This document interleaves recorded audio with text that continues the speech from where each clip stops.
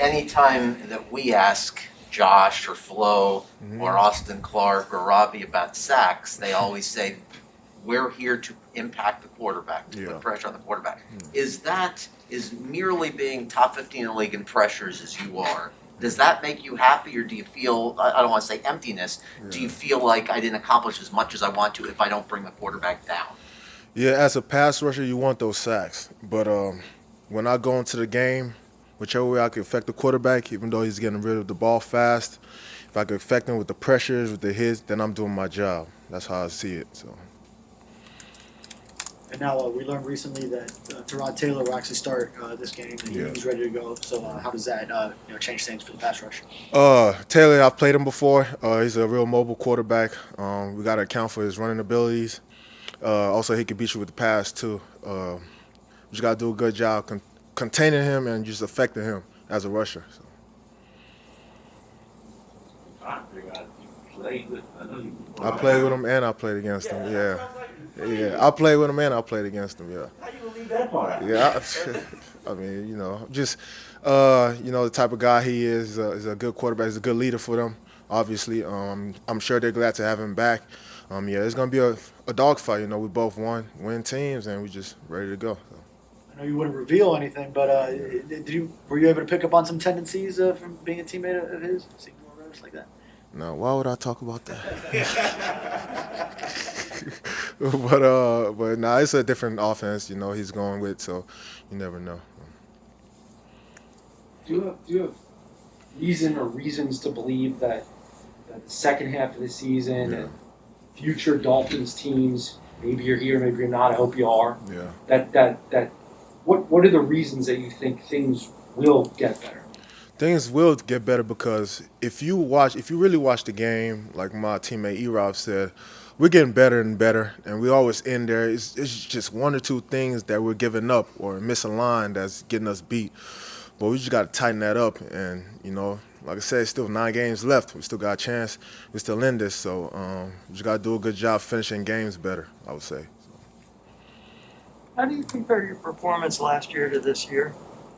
What do you mean? As my performance or as a whole defense? Your performance individually, because there's a lot of talk about quarterback pressures versus sacks and all of that. You had a lot of sacks last year, but you're still pressuring the quarterback this year.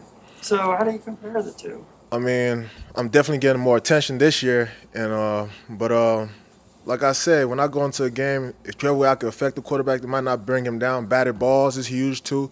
Hits. If I can affect them, throw them off the spot, then I take that I'm doing my job.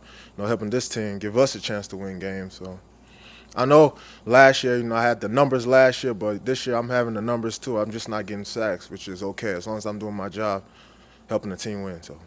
How do you take the more attention part? Is that sign of respect, maybe? I don't know. Yeah, I'll take that as sign of respect. Chip in, you're double here and there, but I just still gotta do my job. It doesn't matter. 2 guys, 3 guys on, I still gotta get there.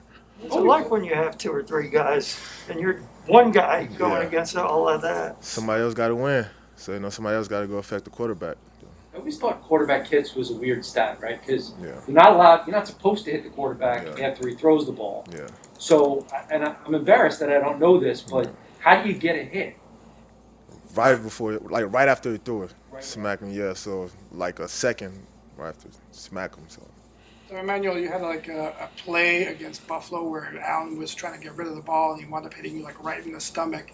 Is that a ball you should have caught? Oh, so I read the screen, so I kind of reacted quick. But I think the running back had his hand in there, kind of. So I kind of dove for it, and then kind of hit me in the face. So it didn't really hit my hand. So.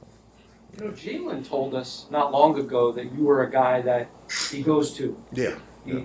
There are elements of you and your game that he would like to emulate. Yeah. So I'm curious, how do you think he's progressing, and what needs to happen for him to, one day reach his potential?